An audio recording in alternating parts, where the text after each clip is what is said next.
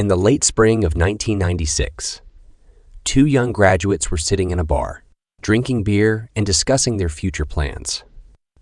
John and William became friends in college, where they studied meteorology and related sciences. John came from a fairly poor family. His mother, Laura, was originally from Mexico. She moved to the United States when she was young and worked as a dishwasher to send money back home to her family. Soon, she married a young American named Martin, who worked as a taxi driver and often drove her home. A year later, John was born. A few years later, when the boy was supposed to start school, his father died in an accident. A drunk driver veered into oncoming traffic just as Martin got distracted, looking at his watch. The collision proved fatal for both drivers. After losing the breadwinner of the family, Laura had to take on a second job to support her son and pay for their housing. She put all her efforts into raising her son. There were times when she could work for days, and young John would sit at home, studying his lessons and desperately longing for his mother. From an early age, the young man made a promise to himself that he would do whatever it takes to ensure his mother never worked another day in her life. He desperately wanted Laura to finally be able to rest and not worry about earning money and surviving from day to day on a meager salary. In contrast to John, William came from a fairly affluent family. His father was a member of the Scientific Meteorological Association and held a high position in the Senate. William already had a job lined up at the New York Scientific Center's department for studying issues related to global warming. John, just wait a bit and find some temporary job for now. I'll settle in a bit at my job, and eventually I'll try to get you a position at our center, William said, lowering his voice slightly. Buddy, I appreciate your offer, but you know I can't afford to waste time, John replied with a sense of duty in his voice, and continued, I've already made up my mind. In 2 weeks, I'll be flying to Chile. From there, a research ship will sail to Antarctica in a month. I've already signed a contract with the company for 6 months. Why are you so fixated on Antarctica? William exclaimed indignantly. It's not like those leisurely walks on snowy mountains that we went on in college. It's serious out there. In those godforsaken corners, one wrong step can lead to death. After that statement, a minute of silence followed. William started to worry if he had said something unnecessary that could hurt John. And John, in turn, started to think about what if something really happened to him. He was worried not about his own life, but about the grief his poor mother would experience in case of his death. What about Meg? William asked after a while. Meg was John's girlfriend, whom he had been dating for 4 years. William knew how much John valued her and his mother, and he tried everything to dissuade his friend from going to Antarctica. She found a job in the city, John replied. Either way, I'll fulfill my plan. Don't try to dissuade me and accept my decision. In that case, let it be as you wish, said William. The friends sat at the table for another half hour, talking about other topics. After that, they warmly said goodbye and shook hands. 2 weeks later, John headed to Chile, where he boarded the research vessel proudly named Aquila and set off for the southern continent. From the very first days of the journey, John started to miss his mother, his girlfriend, and his friends. At some point, he even caught himself thinking that if he could turn back time, he wouldn't have sailed to Antarctica. But as time went by, he gradually forgot about the longing and immersed himself in his work, getting closer to the crew members and his future colleagues. The ship they embarked on for Antarctica could hardly be called reliable and safe. The entire deck was paved with pine planks that had already started to crumble in some places, and the hull of the ship was covered in a thick layer of rust.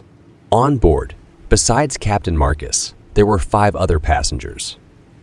2 girls, Martha and Christy, who were also recent college graduates. Among the men in the crew were Rick, Corey, and John himself. Rick and Corey had known Captain Marcus for a long time. They often transported researchers to the shores of Antarctica and accompanied them to the stations where they would work. The research center paid them well for this service, Previously, this trio engaged in illegal fishing in these waters. It was a dangerous business, not only because they could be caught by coastal patrols. The biggest danger was associated with the fact that in order to earn a sufficient amount of money, these fishermen had to fill the entire hold with fish at once, which made their old rusty ship very vulnerable to the raging waves. Since the team got the job of transporting researchers to Antarctica, their lives became much easier and calmer. Out of the three, only Corey was dissatisfied with this job. You heard what happened to those researchers at the southern base. Corey turned to the captain. John sat in the lower deck, where he could hear everything that was happening upstairs. He sat in a small cabin, filled with the smell of fish. At the exit of his cabin, Rick, Martha, and Christy sat around a large table. They were planning the route they would take to the base while simultaneously preparing everything necessary for the research. When Corey's alarmed voice echoed from the upper deck, everyone below fell silent and listened attentively to his conversation with the captain. "Just don't start telling me your mystical tales now," the captain hurriedly interrupted Corey. But Corey persisted. "Call it whatever you want, Marcus, but something terrible happened at that station." At first, the researchers made contact and muttered something incoherent, but soon they stopped responding altogether. The neighboring bases assumed they had some communication issues causing interference and didn't worry too much about it. There was a storm raging in their area that week, so communication issues didn't seem serious to the others. But 2 weeks later, a group from a nearby base set out for their station, and what they found there left them stunned. Every single person at the station was dead. Well, not everyone. Out of the 5 people, they only found 3. One hanged himself in his room. Another was found frozen near the building entrance, wearing only a t-shirt and pants for some reason. And they found the 3rd one in the basement. He doused himself in kerosene from a snowmobile and set himself on fire. The rest were never found. The captain wanted to say something to Corey and had already opened his mouth to speak. But then they received a communication from the research base. They were getting closer to the continent, and apparently, upon spotting their vessel on the radar, the base hurried to establish contact with them. "Attention, Captain Marcus Thompson. You are ordered to transport a group of researchers to the southern base adventure." "Copy that," the captain replied. He looked at Corey and noticed that he had turned pale. "What's with you, Corey?" "You look like you've seen a ghost." The captain chuckled. "Go on with your story. I'm curious now. Which base are you talking about where this mysterious incident occurred?" "Adventure," Corey uttered with horror. The captain paused for a moment. "Such cases don't scare you as much when they happen somewhere far away, with people you don't know. But they were about to go to that very station where, according to Corey, something terrible had happened." The captain grew concerned, but didn't show it. "Mark my words.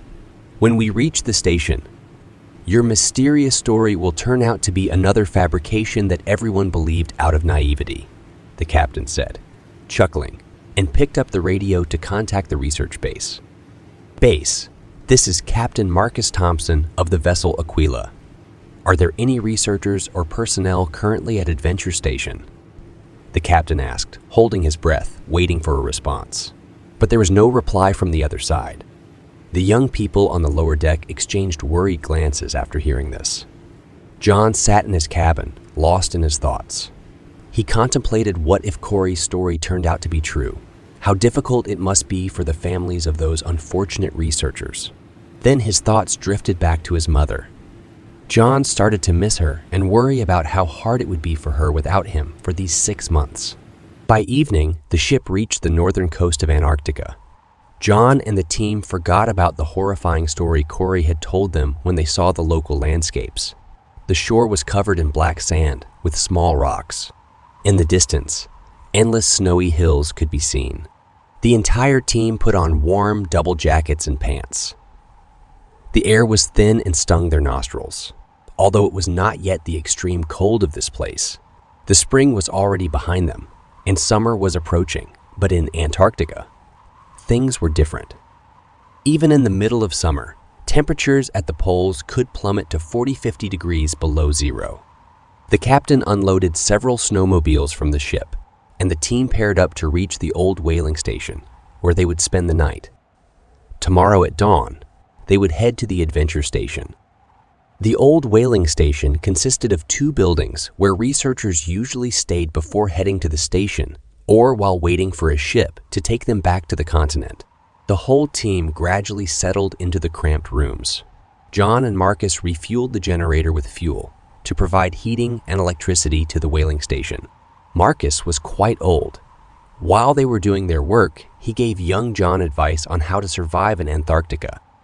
"When you're alone at the station, look out for each other," the captain began. "If someone from the team is absent longer than necessary, don't waste time and immediately go search for them.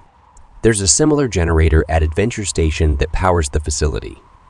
You'll have to refuel it every day to have electricity at the station. The generator building is located 300 meters away from the main station. In normal weather, it's not difficult to reach there. But once a blizzard hits, that road will become a real challenge for you. There's a thick cable running from the station to the generator building. Always hold on to it when you're heading to the generator. If you stray from the path during a storm, you're doomed. This place is dangerous, as if God created it, not for humans. In Antarctica, you can't let your guard down. You always need to be on alert," the captain said. John nodded after each sentence, finding it difficult to focus on what Marcus was saying as the freezing cold began to chill his entire body. "Beware of polar bears," Marcus continued, seemingly unaffected by the cold. "If you see a polar bear or cubs, do not approach them under any circumstances. No matter how far away the animal is from you, immediately leave and seek shelter." John and the captain finished their task and returned to the whaling station where the rest of the team was. During their absence, Corey had managed to spread fear among everyone. As soon as the captain and John entered, they were greeted with a question: "What happened at the adventure station?" "Corey, why are you scaring these young folks with your fabrications? Tomorrow, we'll find out what happened there. Get some rest and sleep. We set off in the morning. We should reach the station by lunchtime. Rick informed the main station about our status and asked about the situation." "No communication," Rick replied. "I've been trying to reach them for half an hour. There must be some temporary malfunction. It's not the first time it's happened. In that case, go to bed. Tomorrow we have a long way to go," the captain commanded, settling down closer to the stove. Throughout the night, John dreamed about the adventure station. He couldn't recall the specifics of his dream, but upon waking up, an inexplicable sense of anxiety gnawed at him. The team gathered their belongings and set off for the station. John rode on a snowmobile with Marcus. They were leading the convoy, followed by Rick and Christy. Corey and Martha were at the rear. Marcus knew the exact route. They traveled fairly quickly as there were no obstacles along the way. The road was cleared, but there was no sign of any machinery or people anywhere. It was strange, but throughout the journey, John felt as if there was no one else on this continent. He was haunted by an overwhelming sense of loneliness and anxiety. Upon arriving at the station, the team noticed that there truly was no one at Adventure. However, no trace of the horrific incident described by Corey was anywhere to be seen either. "Well, what did I tell you?" the captain said mockingly. "Next time, don't believe in fabrications and don't scare people with them for no reason." Corey was slightly embarrassed, but for some reason, the absence of evidence of the incident didn't reassure him. He remained silent, but his demeanor indicated that something was weighing on him. The team breathed a sigh of relief, and each member went about their tasks.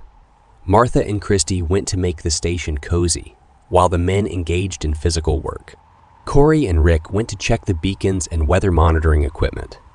John and Captain Marcus headed to the house with the generator. The captain showed him once again how to do everything correctly and reiterated his previous advice. When the preparations were complete, all team members returned to the station. The next morning, Marcus and Rick were supposed to return to the ship. The rest would stay here for 6 months, monitoring weather changes and conducting scientific research. John made himself a makeshift bed next to the stove, where he had a view of the station's entrance. He drifted into sleep, unaware of the others still moving about the station and going about their tasks. John was in a half-dream state, and everything happening around him seemed hazy. At first, he saw Marcus brewing tea and inviting all team members to the dinner table. Then, among the familiar faces, other people began to appear. The station door kept opening and closing. People in warm clothing entered and exited. Meanwhile, his group sat at the table, seemingly oblivious to them. It seemed to John that 2 realities merged before his eyes. He could hear Marcus, Rick, and Corey talking, but at the same time, another group roamed the station, visibly distressed. These people no longer walked. They ran. One of them grabbed a rifle and rushed outside, forgetting to close the door behind them. Half asleep, John barely murmured. Someone closed the door. It's windy. Sleep tight, kid. The door's closed. Marcus laughed in response. For some reason, his laughter triggered an overwhelming sense of fear in John. The images of the strangers in the station felt so real that the young man became confused about who were the actual people and who were mirages. Time passed, and the number of figures in the room dwindled. The very last one rushed out of the room with a canister of gasoline in their hands and hurried down to the basement, looking around anxiously. Soon, heart-wrenching screams echoed from there, accompanied by intense heat. Meanwhile, Marcus, Rick, and Corey finished their tea and dispersed to their respective rooms. John could see everything happening around him, but for some reason couldn't move. Throughout the night, a blizzard raged outside the door. The station door remained open. John wondered why no one bothered to close it. He lay by the fireplace, unable to move. In that state, he sank into a deep sleep. The next morning, John was awakened by noise. Rick was outside yelling something, and the station door was already locked. John quickly got up and looked out the window. The blizzard was still raging outside. He swiftly dressed in warm gear and woke up Captain Marcus. Corey was nowhere to be seen. John remembered his dream from the previous night and, with an overwhelming sense of fear, descended into the basement to check if it had all been his imagination. The basement was empty and dark, but John didn't dare go down there. Instead, he went outside to check on Rick. At the door, John ran into Marcus, who was returning from outside. "Where is that lunatic?" the captain shouted. "That idiot destroyed all our snowmobiles." The captain paced nervously through the station, searching for Corey. "And where are Martha and Christy?" he asked, wide-eyed. John didn't quite understand what was happening. The calm, rational captain he knew had transformed into a nervous and irritable beast. "What the hell is going on here?" Rick exclaimed in desperation as he returned from the yard. Everyone began to panic and search the station, but they couldn't find the girls or Corey. It was as if they had vanished. Their bunks were left unmade. It seemed like they had simply gotten up and left. "Rick, try to contact the base," the captain ordered, sitting at the table and nervously lighting a cigarette. Marcus stared out the window, silently smoking a cigarette. His hands trembled. Meanwhile, Rick desperately attempted to establish communication with the research center. But all they could hear on the other end was static interference. John sat by the fireplace and stared at the captain. It only now dawned on him that during their entire time in Antarctica, they hadn't seen a single soul. In addition, they hadn't been able to establish contact with the research center apart from the order given to the captain to deliver the researchers to the adventure station. Fear began to envelop John. If Martha and Christy had gone outside, they were surely dead. And Corey. Corey had been strange from the beginning. The captain interrupted John's thoughts and, snapping out of his stupor, addressed him. "John, let's go check the generator room. Maybe they're in there." Meanwhile, the blizzard raged outside. Nothing could be seen beyond the staircase by the entrance of the station. John quickly got up from his seat. absent-mindedly grabbed a canister to refuel the generator and stood by the door. Marcus gave him a strange look. John couldn't shake off the feeling that Marcus had become someone else. Rick sat at the table, also staring at John with an odd expression. In their eyes, there was an unbridled anger. One would think that this situation would make them feel fear, worry, or despair. But instead, Marcus and Corey were incredibly furious. At one point, John even felt like they were about to attack him. He wanted to run outside and hide in the generator room. That's how hostile they seemed to him at that moment. But then, Marcus stood up from the table and headed towards the exit. He motioned for John to go ahead. There was still a hint of anger in the captain's eyes. John always walked behind Marcus since he was less experienced and still learning. That's why Marcus's request for him to go first made him even more suspicious. John walked ahead, gripping the thick cable that led to the generator room. The blizzard was so strong that he was afraid to let go of the cable, fearing that a gust of wind would sweep him away. He kept looking back and tried to keep his distance from Marcus. He sensed a threat from him. John wanted to reach the generator room first and close the door behind him, preventing the captain from entering. In an instant, the cable John was holding on to jerked sharply. He almost dropped it from his hands. He looked back, but Marcus was nowhere to be seen. In that moment, he realized how long it had taken them to cover those 300 meters to the generator building. John had lost track of time, but he knew for sure that they had been walking longer than expected. Maybe Marcus fell behind, John thought to himself, and he wanted to quicken his pace to reach the generator room as quickly as possible. But then he saw a black silhouette in front of him. In an instant, that silhouette pounced on him and started choking him. Through the attacker's protective goggles, John saw Marcus's enraged eyes. His eyeballs were bloodshot and foam was coming out of his mouth. His entire face was red and emitted an unbearable heat. John pushed the captain away from him in horror. Fear gave him strength. He ran along the snow-covered path, not daring to look back. His mind was filled with utter chaos. As he approached the generator room, he caught a glimpse of Martha and Christy standing like statues on either side of the entrance. They were lightly dressed and covered in layers of ice and snow. Their souls had long left their bodies. These motionless statues were pointing towards the entrance of the generator station. John felt as if he could hear the captain closing in on him. With all his might, he threw himself at the door and once inside, locked it. He couldn't explain what was happening to him. The fuel had run out in the generator, and the room was already quite cold. So John hurried to refuel it and warm himself up. He couldn't remember how the day had passed. Nightfall was approaching, and darkness was settling in. John huddled in a corner, trying not to make a sound. A couple of times, he thought he heard someone knocking on the door and calling his name. In his delirium, he heard his mother's voice. Morning came. John looked out the window and saw that the blizzard had subsided. He opened the door and saw that the statues of Martha and Christy had disappeared. In the distance, he noticed that the door to the research station was open. Overwhelmed by an overpowering fear, he returned inside and closed the door behind him once again. He had a premonition that there was someone else inside that building, and that something or someone was only waiting for him to step outside to take him. So John spent 3 days in his hiding place. When rescuers from a neighboring station arrived, he refused to open the door for them. He still couldn't understand what was happening. As they began to saw through the door from outside, John had already started saying his goodbyes to life.